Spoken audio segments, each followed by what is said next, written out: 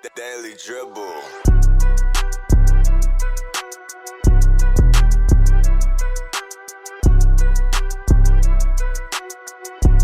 And welcome back to the Daily Dribble podcast, guys. As always, I'm your host, Nick Zammit. Here back, the dynamic duo once again. Joining me is Mr. Row Hancock. How are we, Nick? Mate, I tell you what, I'm sweating absolute bullets in the studio here today. It's a little, what was it, 34? I think it got to 36 degrees in the city centre. It is a cooking day down here in Tassie. And we need to preface this as well for our international viewers, I guess. 34 or anywhere in the 30s for Tasmania is the equivalent of 50 plus Celsius. Anywhere else, mate, it's sweltering. I'm going to have to keep my arms down this episode to avoid the old sweat pit reveal, but it's been a hot one. Amen to that. It was a big choice going into this one to kind of avoid the greys, avoid any kind of colour that was going to do us a disservice. But yes, you and I are back tonight. Lee, big shout out to him. He's going on a little a late Valentine's date tonight with his partner Aisha. So I hope he has a terrific night. He'll be back with us again next week. Absolutely. But you and I are going to run it up tonight. We're going to chop it up and discuss off the back of our episode last week. We spoke about all the trades that went down over deadline day, and what a week that was. Huge. You and I tonight are going to discuss some of the winners and losers to come out of that deadline, day drama. To be honest. For better or worse, there was a lot of action, a lot of moving parts, and we're kind of going to elaborate on what we spoke about last week. So certainly looking forward to getting into that one momentarily. Very keen. Guys, a big shout out once again to Stadium Scene and The Cover, two networks doing tremendous things for us and other content creators out there. Say it week in and week out. We certainly do appreciate all their continued love and support of our good work here at the Daily Dribble. Now, I did also mention, I just wanted to kind of a little tangent, just a brief one. Oh, that's unlike you, Nick. On my NBL show the other night, fantastic stuff there. What a week from the NBL it's been. Another big episode coming up this week.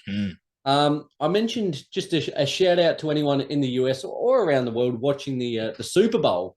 What a spectacle that was during the week. The Chiefs getting up, Patty Mahomes, MVP, just kind of building on his resume and his legacy there. What a game it was. I don't want to touch too much on the game. I just want to shout out. Did you see the national anthem there? Yeah, I think I did. Yeah. Now, I'm Australian. I bleed the Australian colours here. I love Australia. I think it's the most wonderful country to live. But there's something that gets me about the US. The hairs on the back of your neck when that anthem starts. When the anthem starts, Chris Stapleton the other day, he, for me, was the MVP of the whole day. When he did the Star Spangled Banner, there's something about it that just gets me up and about, like, as I said, Australian through and through, but there's something that just makes me want to put my hand over my heart, real patriotic towards the US there, but it was incredible. Did you see it? I did see it, and I know exactly how you feel. And it takes me back to when I went over to the States, and I was in Madison Square Garden watching the Knicks play the Clippers. Unbelievable. And I have not one connection to North America in the slightest, but when that anthem started, just the shivers that run down your spine, it's incredible, and you sort of feel like you've always been a part of that that country, and I know exactly where you're coming from. It's amazing, mate, and it's a sight to see. The rendition that Chris Stapleton did, just award-winning artist, it was a real kind of rustic tone, and you could see as it was going on during the broadcast, the players that were crying during it, like the tears welling up, I really felt something there. So it certainly does depend on how that anthem's delivered. We think back to a few years ago, Fergie, All-Star Game. There has been some shockers, but compared to our Advanced Australia Shaka Khan. Real ones remember. That's Shaka infamous. Khan. That is infamous. There's something about it. So shout out, what a spectacle, the Super Bowl. Let's get on with some NBA chat, though. Let's go. Odds and ends. Let's start. During the week, LaMarcus Aldridge was working out with the Dallas Mavericks. Now, it'll be interesting to see if he can gain a spot on their roster. Averaged 13 points per game last season with the Nets. 37 years old. He could certainly add some veteran leadership to a squad that's, it's been run now by Luka and Kyrie, but just having kind of an old vet within the squad, I think could could probably impart some valuable insight and wisdom there. No doubt. Like these guys who have been there and done that, that's super invaluable. And particularly for these contending teams who just need, like, I'm not going to say he's going to be the difference, but these guys can certainly be beneficial come the pointy end of the year when you're looking for that guy to come off the bench to just give you a handy, 10 minutes or whatever the case might be. Steady as well, isn't it? It's I'd be taking this any day of the week if I was the Mavericks. If they can make that happen, make it happen. And I think so as well. And I think for him as well, it'd be nice to kind of, he's had some health concerns, different, various things of the kind. It'd be nice to see him end his career on his own terms, end the way he wants. And I still think he could certainly provide valuable minutes to a Mavericks team that, for as good as they are, it does lack that little bit of leadership. So it'll be interesting to see how that one plays out for sure. Keep an eye. Absolutely. During the week, some bad news if you're a Pelicans fan. Now, it's laughable. It's sad, but it's almost laughable. The fact during the week, David Griffin, Pelicans GM, came out and said that Zion had re-aggravated his hamstring injury. He looks set now to miss multiple weeks. They'll reevaluate him after All-Star weekend, which is pretty much on our doorsteps as we speak. But for me, I really think it's like for the Pelicans, their whole season, their whole kind of playoffs aspirations really hinge on him being healthy. And at the moment, the way things are going, it just doesn't ever feel like things are going to click for them. It gets to a point, doesn't it? Like we've seen over the, since his career started, essentially, like he's been a guy who you just can't rely on being out there for a full season. And it's such a shame that someone with the potential that Zion does have, a guy who at his very best could be MVP caliber, at his very best can help this team, into true contention. But when he's out, the Pelicans look really ordinary, and I just don't have faith at this point. And I'm not sure about you going forward, Nick, but I don't have faith that we're going to see anything different from Zion in terms of his injury concerns. I saw a bit of an analogy during the week that it was something like Zion's pretty much trying to run with a V8 engine or a Ferrari engine in a Mack truck body. It's a bit like that. It's a real dilemma because you see what the upside is, and it's just, as you said, MVP level. He's a transcendent performer. We've rarely seen players like him within the league history, and on his day, he is as good as anybody, as dominant as anybody. But the fact is, like, if you're not on the court, you can't impact and, positively impact your team. And the way things are going at the moment, things were really looking up for the Pelicans probably, 6 to 8 weeks ago. But since that time, things have kind of come to a grinding halt. They're currently in a bit of a play-in battle. Things are certainly congested within that Western Conference at the moment. I really think if they are to go far, go deep, and actually make some waves, it does hinge on his health, which is not guaranteed at the moment. Well, isn't it crazy how even before he began his career, we had these initial concerns, didn't we, that he could potentially be a guy who we won't see the best out of just due to the fact that he's got this peculiar body type that's probably not best suited to an NBA player, and it's certainly not the traditional NBA body type. In saying that, he's an absolute superstar when he's out there, but it's sort of come to fruition, the fact that this guy just can't have a consistent stretch of games without being injured, and it's really affecting the franchise, and you just wonder how long it'll take until this becomes even more of a talking point. Well, here's a question for you, and I'll answer it as well off the back of your answer. If you were a player and you had the choice, we're in 2K, customizable body. Love this. Would you rather have a Zion-type body, like a bit shorter but considerably heavier by normal NBA standards, or would you rather have like a Chet Holmgren, Victor Wembanyama kind of a real almost string bean kind of approach to it? Really, really tall, but just all limbs. Well, this is funny. Both pose quite significant injury scares and risks. Exactly. My thoughts exactly, Nick. And the fact of the matter is that you can't be confident as a GM coming in, like drafting these type of players, thinking they're going to go throughout the course of their career without any injury concerns, because they're both Chet's already down for the whole year. Chet's down for the whole year already. To answer your question, though, I think for me personally, there's something super special about these guys over 7 foot who have the just the handles and the 3-point shooting The ability that mobility these as guys, well. mobility. Yeah. There's something really special about that. So I would go with that. In saying that, Zion is a freak of nature, and to have a physique like Zion, you'd be considered a very lucky human being. Yeah, I think I tend to agree with you. A little part of me kind of leans towards Zion if you can lose maybe 10 pounds or so, 10 to 15. Yeah. I reckon he would have a mad beach body. If he dropped a couple of kegs, like just all muscle, just a lean, mean fighting machine. Yeah, not Zion after Thanksgiving. No. Absolutely not. Not after Thanksgiving. I'm sure that didn't do any favors for him and his strict diet regime. But shout out to Zion there. Hopefully he gets healthy. We certainly hope so. Not only if you're a Pelicans fan, but from a league perspective as a whole. As I said, he is really a transcendent talent that we want to see more of on the court. Let's move ahead. As I said, All-Star Weekend is right upon us. Next week, we'll do a bit of a recap of how that all played out.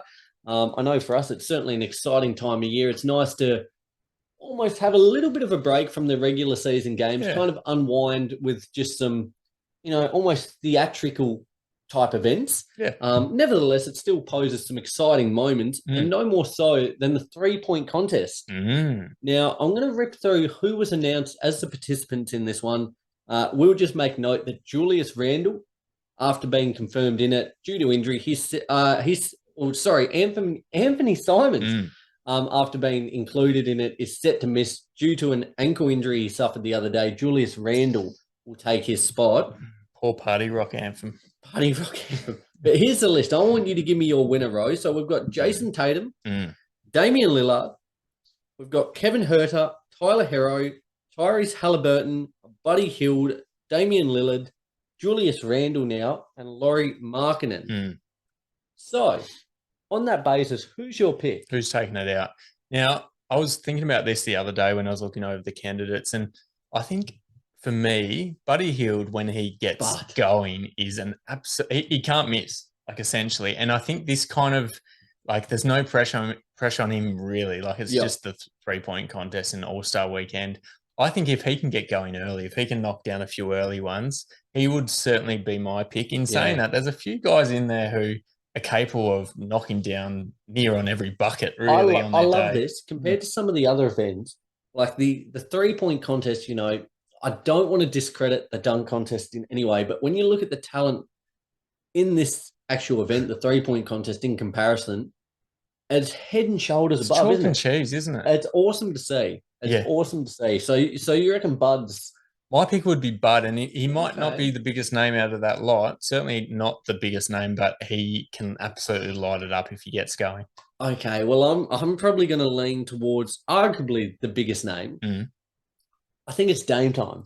I think Dame, and I purely give that just for the fact that the Dew over the last couple of years, Dew, pun intended here, as I'm about to go to the joke, since the Dew Bowl has come in there, the Mountain Dew Bowl, I think it really offers an opportunity for him. Like, that's a range he excels. Doesn't he? That's for a lot of players, it's deeper than they normally go, but it's a range that Dame really excels in. It's prime Dame range, isn't it? It is prime Dame range, and I see him taking it out.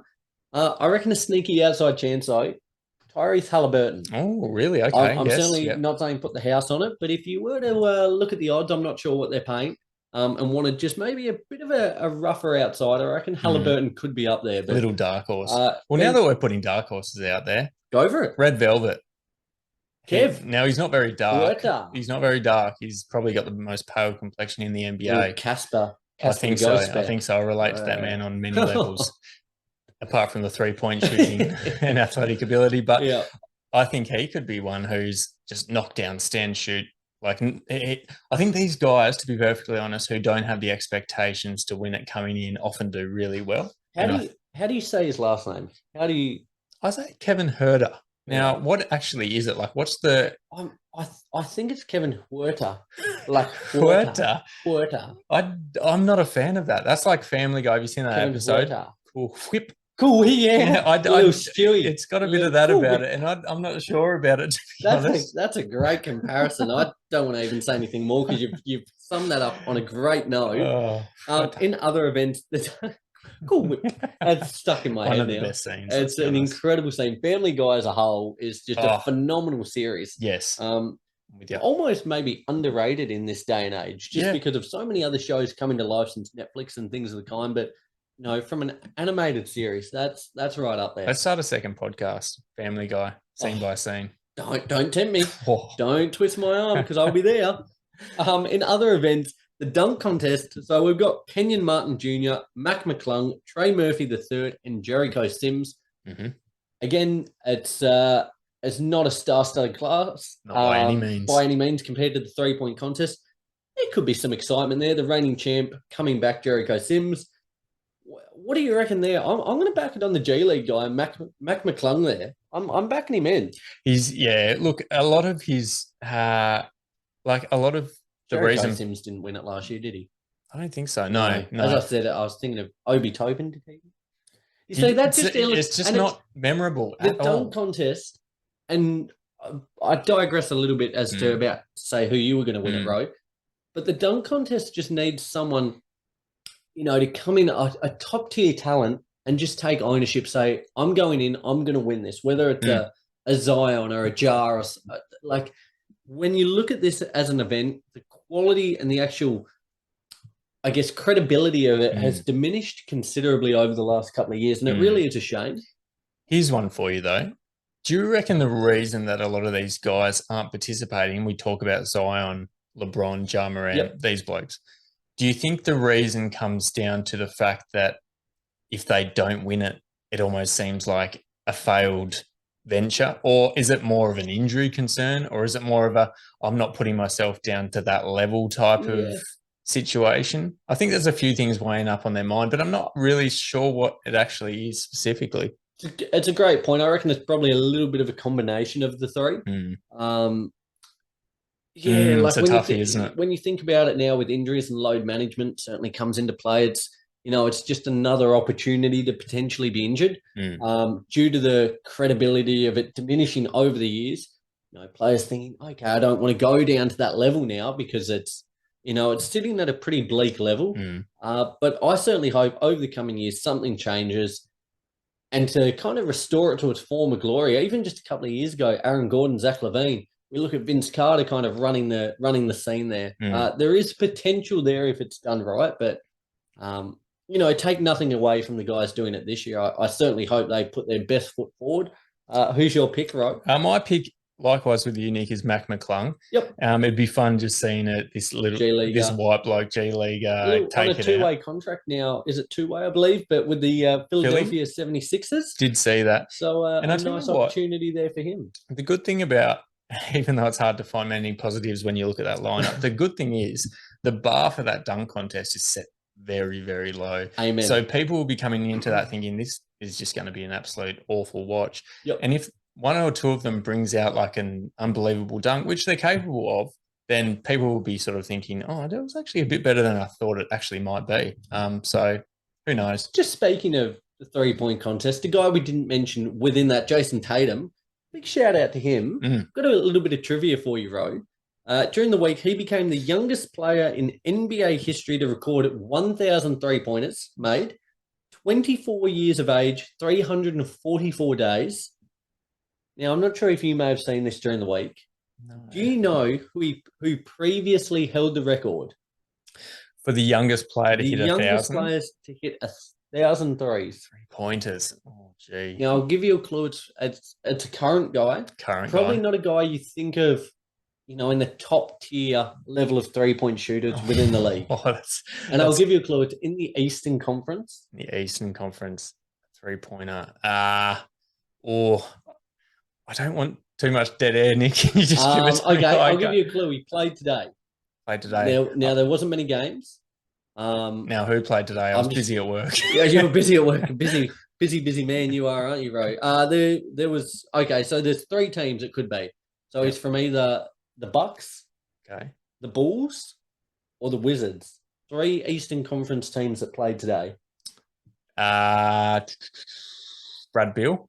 Mate, you're on the money. Bradley Beal previously held the record at 25 years of age, 233 days. Well done there. Well done there, mate. The only other step we had was you giving me his initials. Well, that's all right. What we got there. But what a phenomenal milestone for Tatum. And it's a guy, again, granted he's in the 3-point contest, probably not a guy we associate with the top, 3-point shooters within the league. But a phenomenal milestone nevertheless for him. Absolutely. Shooter's going to shoot. Oh, and he can bloody shoot. He can knock it down when it counts. He's filling them up. Well, let's rattle through this in quick time here, Ro. The last event was the skills challenge. Now they're running it back with the 3-team, the kind of 3-team format. So we've got Team Antetokounmpo's once again returning Thanasis, Giannis, and Alex Antetokounmpo. Expect Alex to carry that trio very comfortably. I would certainly think so. We've got Team Jazz consisting of Jordan Clarkson, Walker Kessler, Colin Sexton. And then we've got Team Rooks consisting of Paolo Banchero, Jaden Ivey, and Jabari Smith Jr. Okay. Who's your money on? Give me it again. Let's have a look. Antetokounmpo's Team Jazz or Team Rooks? I'm going to lock in Team Jazz for mine. You know what? I'm thinking them too. Because I think they've got a nice mixture of really competent ball handling. They've got a big there in Walker who can handle the rock a little bit there. You've got a multi-MVP on one team, but they're coming in dead last, unfortunately. I think so too. I think Team Rooks are probably going to be close second. And Tecumpo team might be trailing. Go on, give it one more time. Antetokounmpo? You see, I feel like Lee, like when we started the podcast, Lee had it pretty down packed. He did. He was off the ball real quick. And I think I was the last one to get it. Like I struggled for so long. Okay, now you're on this. Antetokounmpo. Yep. I feel like I'm starting to get it now, which is good because even just looking at it gave me severe anxiety. He's only been in the league 9 to 10 years, so it's fine. Better late than never. But I'm with you. I reckon Team Jazz get it there. Nevertheless, as we said, All-Star Weekend coming up. It's going to be an absolute spectacle in Salt Lake City there. As basketball fans and podcasters, it's great for us. We're certainly looking forward to it. Super fun. We will recap all the news, all the action from that next week. So be sure to tune into that. Subscribe wherever you listen to the show. Apple Podcasts, Spotify. If you watch us on YouTube, subscribe so as to never miss another episode. Good stuff. All right, last point from odds and ends before we get into it, guys. The news coming out per Shams during the week. Russell Westbrook has been left out in the cold. Poor Russ. As per Shams, no teams are currently interested in signing Russell Westbrook. The Clippers and Bulls over the last week or two were the teams most heavily linked with possibly signing him.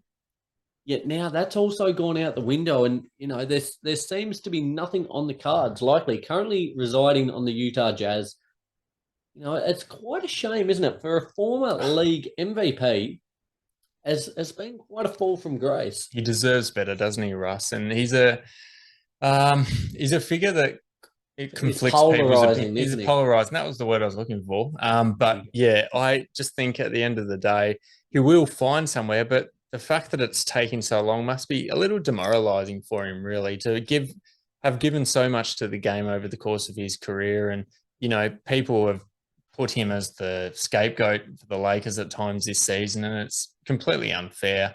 It's a shame. It is a shame. What, in your opinion, as a Lakers fan who's recently occupied the LA purple and gold, what's your read on this? Why do you think that he isn't being given any opportunities straight off the get-go? I think it's kind of like a Tobias Harris situation. When you're paying a guy as much as you're paying Russ, there's a certain expectation that comes with that. And given his current level of play, what he's been producing, it's not quite up to speed. So it's more financial from your perspective? Well, I think so. I think it's just, the kind of expectation of what you want to get for what you're paying. During the week, or actually today, put up a post on the socials, Facebook, Instagram, YouTube, Twitter, TikTok, the Daily Dribble guys, put up a post, and it was just kind of outlining this whole Russell Westbrook situation. Now, here we go. Across 52 games this season, he's averaged 16 points, 6 rebounds, 7.5 assists, off the bench, mind you. But he shot the ball at 41.5% from the field, which is poor, on 14 attempts a game, 29.5% from the three-point line, and 65.5% from the free throw line. So my kind of point with that, when I put up the post, it was, I think Russ still has he still has a spot within the league, but he needs to go to a team and to a coach where there can be certain parameters put onto how much he does in an offense. Because he's not at the MVP level. I think in his head, he thinks he's a top 10, 20 player within the league. The reality is he's not that at the moment. So I think it's kind of treading the line of, giving him enough lead to kind of go out and flourish, but not giving him so much that he chokes himself or hangs himself. I completely understand. And I think there's a real risk of this becoming somewhat like a Carmelo Anthony situation where in their own heads, they probably feel like they could still lead a team to the playoffs. They probably feel like they're the legitimate superstar they once were. Yep. But in reality, you get to a point in your career and you have to accept the role that this franchise gives you. And a lot of these guys can't bring themselves to do that, particularly after being a focal point on their teams for so long. Time takes no prisoners. It doesn't really. And, we look at Carmelo, this bloke isn't getting any gig in any team, and I don't think he will ever again. And I know Russ has probably got a few more years and he's got a lot more to give. So he does still have a spot in the league in your eyes? Undoubtedly has a spot in the league. Okay. Because there was a bit of that today on our post, which is great. Go check it out. Run it up. Good numbers there. But the fact that some people thought that maybe he was done and dusted. No, he's absolutely not done and dusted. And it's just going to be a matter of finding that right fit for Russ. Yeah. And it's going to be a bit of give and take. It's going to be a compromising situation where we'll give you the contract, but you're going to have to play the exact role that we're set out for you. And absolutely. I think eventually that will happen. But there's probably teams who are a bit cautious, given the size of his contract, given, I guess, what his expectations might be in regards to his role. I think it might take a little bit longer, but he'll be out there, no doubt about it. There you go. No truer words ever spoken than what Rose just said. Guys, let's move ahead. The Daily Dribble. Okay, as we said, off the back of last week, we kind of discussed all the trades that went down over the trade deadline period. What an incredible week it was. Probably one of arguably the most chaotic trade deadlines in recent memory that I can probably recall. If you could overdose on basketball, Nick, I'd be flatlining. Mate, I'm so glad that it's All-Star weekend this week. Just, there's a little bit of respite off regular season games, a little bit of a chance to just kind of reset, refresh, because that was chaotic to the nth degree.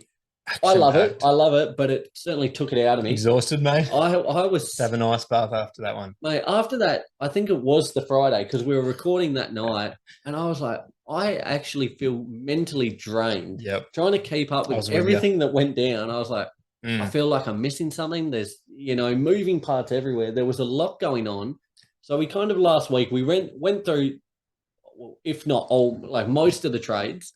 I think so, yeah. But today we thought we'd just elaborate on that a little bit further and give some of our winners and losers that we took out of this whole situation. Do you want to start with winners or losers, Rose? Winners first, and you kick us off. Winners are grinners. All right, mate. Grinners. Well, my first winner here was the LA Clippers. Now, I hate saying this. Shout out to Matty B from the Fifth and Dribble podcast. The lad's doing good things over there if you're an NBA, NBL, or NRL fan. How much of this will be sincere, Nick? A fair bit. As a Lakers fan, this is a bitter pill to swallow. But no, they really had a phenomenal trade deadline period. Their depth was already fantastic, arguably one of the best in the league up there with the Celtics and a few other teams. They lost Reggie Jackson. They lost Luke Kennard. But what they got back, I think, just really elevates them once again into the forefront of people's minds. They added Bones Highland from the Denver Nuggets. Got Eric Gordon, that elusive piece that, we thought would be traded many eons ago from the Houston Rockets. And adding Mason Plumlee from the Charlotte Hornets, I think is probably their biggest acquisition. Now, that was a spot that really, Zubac is a starting center. No worries whatsoever. Often they might have been running to Moses Brown or someone behind him. I watched the game today that went down a little bit earlier between the Clippers and the Suns. What Plumlee, he can put the ball on the floor. He was running full court with the ball. Playing point. He was almost like point Plumlee. And I'm all for it. Like, I haven't called him that once in my life, but he can. And you probably won't hear it again, in fairness. But he looked really, really good, really competent. And I think it gives Ty Lue such another dimension to have, a capable big on the floor at all times. Again, the big question mark hangs over their health, namely Paul George and Kawhi Leonard. But if everyone's healthy, with the team they've assembled, they are right there. They're right there. And these acquisitions, as I said, Bones Highland, Eric Gordon, Mason Plumlee, they're three players that could just about push them over the line, I think. I think you're spot on. And look, you look at Reggie Jackson and Luke Kennard, and ideally at their very best, they have been, very handy contributors for the Los Angeles Clippers. And lost John Wall as well, sorry. John Wall was the other one, gone back to the Rockets. Oh, poor bloke. But when you're getting those kind of guys in return, it's just the absolute payoff that you require, particularly if you're looking to make a deep playoff run. I just can't, like, the luxury to have when Mason Plumlee is your backup big guy, huge, is just enormous. And there's not many teams in the league which have that luxury. He's a guy who, throughout the course of the season for the Charlotte Hornets, has been putting up really good numbers in all key statistical categories: points, rebounds, and assists, which is a bit of a surprise. But we call him Point Plumlee. We've like maybe not so much you, but I've bashed on him over the last year or two, and I'll raise my hand. I don't think, maybe it's the Hornets as a whole, but maybe in the league, I don't think he's a starting center, and I've said that quite passionately. But having him as a backup, is huge. Super valuable. Super valuable. To be honest, though, with that bashing on Plumlee type thing, I think he's the type of player who is kind of fun to do that with, because he's got that look about him that just looks a bit dopey. But at the end of the day, he can bowl. Mate, for his size. He was moving today. It was awesome to see him. I'm not sure how many of it will make the condensed version. The 10-minute recap. He's not a highlight reel at the end of the day, is he? But he had a couple of moments, man. He was really, really good, and it kind of just seeing that actually gave me a lot more faith in the Clippers. So if everything pans out, if health is there, watch out. That's a big one. And so where do you envisage the Clippers come the playoffs this season? What do you think their potential is? Do you see them reaching the finals? Do you see them bowing out just short? Where are they? I see a conference finals. Okay. As a high watermark. I probably don't see them making the NBA finals. Okay. But everything going according to plan, the conference finals, which if you're Steve Ballmer would probably be seen as, not a great return on investment over the last couple of years. But just getting Paul George, Kawhi on the court, healthy, playing together, the roster then now assembled, if they can keep that whole, I see them as a Western Conference finalist. I think I'm with you.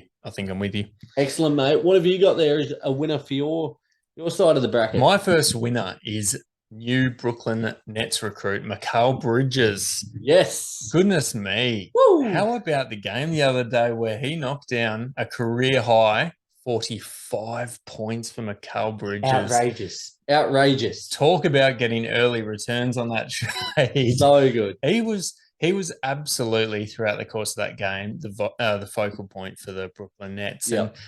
And what an opportunity for him. It's a huge opportunity, because at the end of the day, you look at the Phoenix Suns, you look at the guys who were ahead of him in the pecking order, you look at Devin Booker, you look at DeAndre Ayton, probably up until recently, it's been Chris Paul ahead of him as well. Absolutely.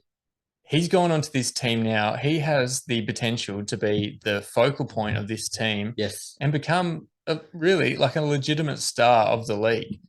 And I look at him in the same way in terms of his development and potential. And it's an early call and it's a bold call, but we're all about that. I love it. In becoming a guy like Kawhi Leonard, who's potentially going to become the type of guy who can provide just as much on offense as he can on defense. Yeah. He's already renowned as a fantastic defensive player, always in contention for the defensive player of the year. But knocking down that 45 the other day opened my eyes a little bit to be like, when he gets the opportunity that he probably hasn't had so far throughout the course of his early career, he could become a guy who is relied upon. I love it. And he's already got a nickname in Brooklyn, Brooklyn Bridges. It just rolls off the tongue super well. And to me, that sort of just shows that the Brooklyn Nets, even though it's only been a few games of him, they've already sort of converted him into their sort of like cult hero type of guy, the guy who, they're really excited to have as part of their franchise. And how reminiscent, and I think we said this last week, how reminiscent is it of that team prior to, KD, Kyrie, James Harden signing, where it was just guys. The misfits. Guys being guys, misfits. Yep. Spencer Dinwiddie, Jared Allen, all these blokes. Great to see Spencer Dinwiddie there back in Brooklyn as well. And him and Bridges kind of flourishing as those 1A, 1B kind of go-to guys, which is awesome. But just there's no superstars. It's just guys bowling, playing good, hard team basketball. Ben Simmons coming off the bench. Granted, he's been ordinary. But, what a fun team. And there's something about them that I find almost, going in as the underdog most games, like they were before, that iteration before Kyrie and KD, and quite endearing. It is, absolutely. The fact of the matter is that they come into any given game with a chip on their shoulder to a certain extent, as if to say outcasts. They are outcasts. Yep. Yeah, they've been cast in other guys' shadows throughout the course of their career, and now they're getting the opportunity to ball out and have a bit of fun. And the expectations for the Brooklyn Nets are nowhere near as high as they were once upon a time. But it's been super fun to see this newly built Brooklyn Nets team. And tell you what, Mikal Bridges looks like he could be taking another step. Absolutely, mate. I love it. Good call. Well, I'll transition to the team that he came from, the Phoenix Suns. Namely, my winner is Chris Paul. Now, if you've been a fan of the show for a little while now, you may have heard, it's probably a couple of months ago, I said it looked like possibly the Phoenix Suns championship window was closing and rapidly. Well, that's been well and truly, the door's been wide open. Kicked down. It is well and truly open now. With the acquisition of KD, they have 4 borderline top-tier NBA players. Chris Paul, Devin Booker, Kevin Durant, DeAndre Ayton is the maybe, depending on where you see him in the NBA hierarchy. It's open to interpretation. With this iteration of the roster, this is Chris Paul's best chance of winning a title. Getting TJ Warren as well. They're quite a top-heavy team. So, again, pending injuries don't come into the fold. I think a sneaky bit of business, and he looked really good despite the loss today against the Clippers. Getting Terrence Ross from the Magic. It's underrated signing, that one. A very underrated bit of business. He looked fantastic today, knocking down threes, playing really hard ball, trying to make an impression on his new team there. For Chris Paul, this is as good as it gets. If you're to win a title, if you can't do it with this team, you're never going to win a title. No. I think that's pretty much where I stand. So for me, he's a winner, but now has to start playing like a winner and acting like a winner and becoming a winner. Yeah, well, as you said, Nick, if he's ever going to be renowned as a guy who...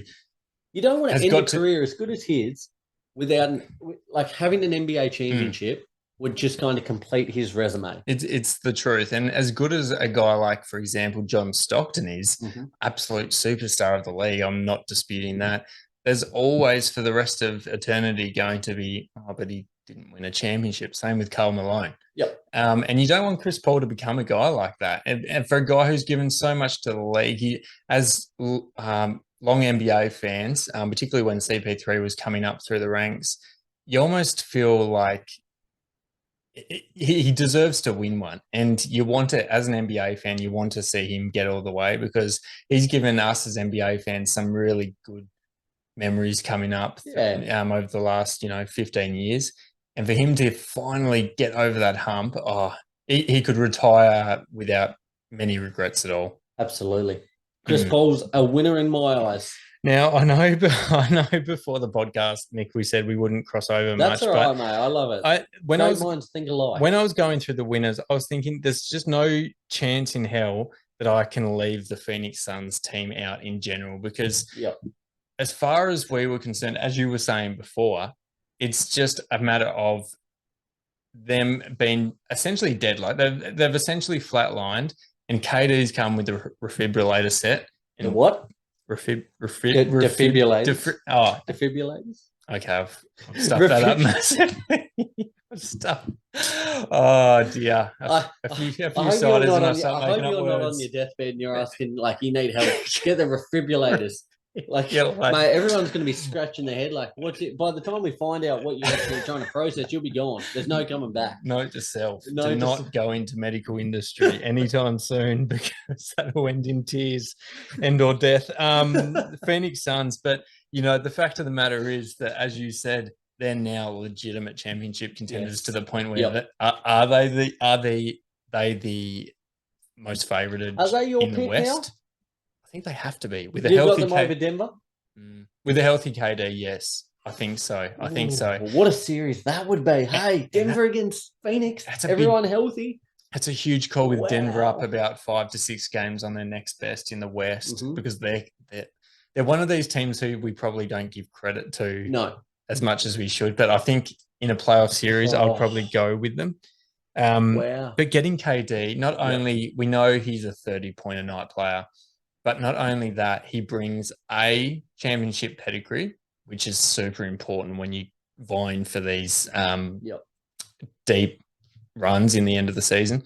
And he's also got that extreme desire to head back to the finals and win another championship, because at the end of the day, he will go down as one of the best scorers of all time, but he also wants to go down as one of the most prolific winners of all time. And I think he's on a mission to do that. And it's hard if you're in opposition, because more often than not, when you're solely playing a team with either Devin Booker or Kevin Durant, you're double teaming them. Now you've got both of those guys on the court at the same time. Even if he's not getting the ball, the attention he commands is huge. Exactly right. What this will result in is guys like Devin Booker and CP3 just getting really good looks, I think, at the end of the day, because as you just said, like, guys of that caliber cannot be ignored, and often they'll get double and potentially triple teams at time, depending on how hot they're playing that night. Absolutely. And I think that's going to mean Devin Booker's efficiency straight up. Roof. Mate, I agree 100%. They are a team to be feared. Watch out for the Phoenix Suns. Let's transition to our losers. Now, this will be a quick one from me, because they're a small loser. The Sacramento Kings. Now, it's not they did anything bad. I think, just like as we've said, just making the playoffs this season is going to be a big, big win. A raging success there if you're in Sacktown. Yet everyone around them has got considerably better. You look at the Clippers, Mavs, Suns. I think it's going to be very, very hard for them to maintain that third position now. Set 5th to 6th seems a lot more likely. So I give them a small loser. Just because of that fact. As I said, not doing anything too wrong. I watched the game the other day, the Kings against the Suns. Granted, without KD, the Suns just looked pretty well in control, and there was just that disparity in class. And despite them being third, being a feel-good story this season, I think as we come into the back end of the season and the playoffs in particular, they'll get found out a little bit, which again is more than fine. 100% not taking anything away from what they've achieved. It is whatever happens from here. They could lose the remaining 20-odd games, and this season could be considered a success. But I just think, in my mind, they're a small loser because of that fact. Small losers. Yeah, I mean, at the end of the day, small loser's still a loser. Still a loser at the end of the day. And I mean, I wonder if they got to this trade deadline, looked at their spot on the standings, and thought, look, let's not mess with a good thing. And potentially that might have been the case. And then everyone else went, we've got some work to do. And God, they did some work, didn't they? But I agree with you to some extent. And to some extent, I understand what they're doing, because I think if you've got things going really well, there's a part in the back of your mind, and you, Nick, as well, like playing sport, there's a part where when things are going well, you just don't feel like adjusting much if things 100%. So I think there's certainly a bit of that, but I certainly understand as well the fact that you've got to continue to improve, particularly if you're a team like the Kings, who probably are a bit very surprising to be as high as they are. Yes. And then not to make any additional moves, come the back end of the season. Yep. They could be regretting that slightly, come the playoffs when they come up against these other teams like the Suns who have drastically improved. And I suppose they think they made all their big moves in the offseason, adding Kevin Huerter, adding Malik Monk. Cool.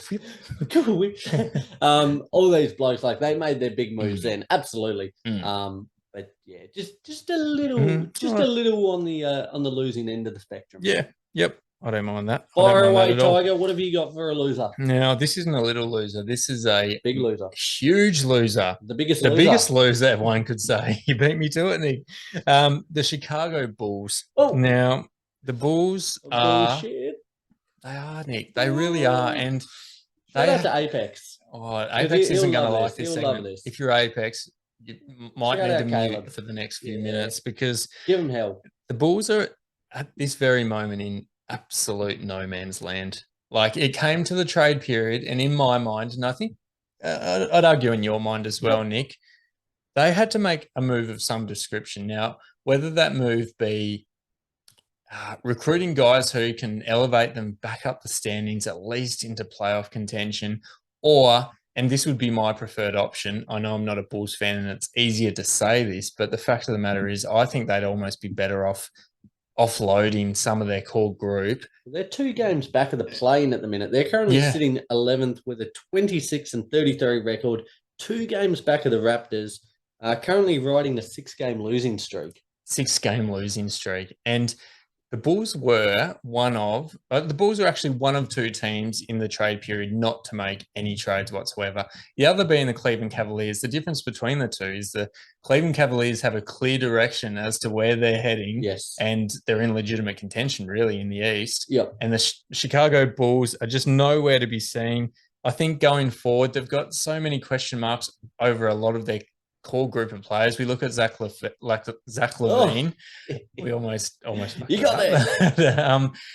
But he's a guy who, has been in trade rumors for a long time. We look at Lonzo. He's hardly ever out there. We look at... He hasn't played all season, has he? No, he hasn't. I don't think he has. Season. Look at Vooch. He's always in trade rumors and arguably doesn't fit in that roster. To a lesser extent, I think DeMar DeRozan is in trade talks. But, nonetheless...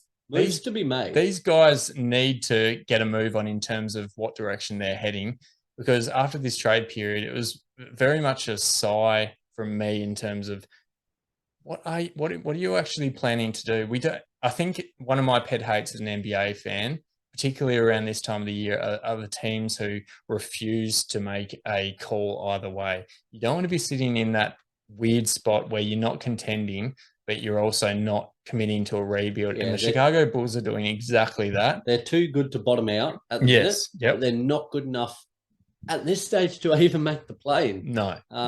It's I 100% agree. I'm 100% on board with you. Something had to change. A move had to be made. I'm sure there were plenty of suitors out there. As I said, even Russell Westbrook was on the on the talk there for a little while. Just an injection of energy. Yes. Love him or hate him, you can't debate what he actually brings to a team, which is unparalleled energy and enthusiasm. Now, harnessing that energy is another equation altogether. Einstein's still figuring that one out as we speak, but there are merits to it. And the fact they didn't pull any trigger whatsoever, I think it's just a sign of where they're at the minute. I'm with you. Well, let's move ahead to a team that's just barely above them, and the Toronto Raptors. Spoken about them quite extensively this season. Again, another team that's somewhat in no man's land, been a little bit better as of late. Currently riding a 2-game win streak. They're 6-4 in their last 10, 10th in the standings with a 28-31 record. For me, I think, I love the acquisition of Jakob Poeltl coming back to the franchise. He was initially dealt in the Kawhi Leonard trade. In his debut game against the Magic on Wednesday, he dropped 30 points, 9 rebounds on 15 of 17 field goals. Now, 6 blocks. Oh, yeah, 6 blocks. 6 blocks as well. Block party. I actually picked them. I thought the Magic were going to win this one. I really, really did. And Poeltl was a huge factor as to why the Raptors won. Yet that being said, I still think they could have done a lot more in this trade period, in particular in regards to offloading some of their players with currently high trade value, namely OG Anunoby. Mm-hmm. He's a guy who's been spoken about very, very highly across the league in recent months. The packages that could be garnered for him. He's still got very high trade value. Still very high trade value, despite being out at the moment. And I think that they could have gone, I think the route they could have gone at the moment is really bolstering their depth. Outside of their starting five, they've got blokes like Thad Young, Malachi Flynn, Delano Banton coming off your bench. They really are a 5-team squad, a 5-man roster. They are, aren't they? And it's Nick Nurse is pretty much playing these guys. We spoke about it last week, 40-plus minutes a game. The bench has seen very little game time. I just don't know where they're at the minute. In a playing matchup, I think once those starting five are resting, despite, it doesn't matter how small a period it is, they're going to get absolutely waxed. They fall off a cliff when their starting five goes off. And I really think, that starting five is good. It's good. You look at Scotty Barnes, Siakam, Fred VanVleet, OG when he comes back in, Achua, Pirtle. They're kind of your main 6 guys. You could leave Achua out if you want to. But in a playing matchup, they're going to be in serious trouble. And I think they could have offloaded one of those players, in particular Anunoby, got back a decent haul and just bolstered their depth. Because at the minute, again, another team that's somewhat in no man's land. Very much so. And a lot of the longer you spoke there, the more I thought about the similarities between them and the Bulls in terms of, yes, being in no man's land, but also having the players who, their core group of players, maybe with the exception of Pascal Siakam, of guys who might have been really good trade targets and might have presented a lot of value. You think of how many teams would have gone, who would have wanted a steady point guard like Fred VanVleet, who would have wanted a 3-and-D type guy in OG who can operate at a high level on both ends of the floor. There were opportunities there. They've been spoken about for a long time, and they didn't do anything with it. I give them a plus for getting Pirtle. I think he's a great acquisition, and it was certainly an area that needed to be addressed.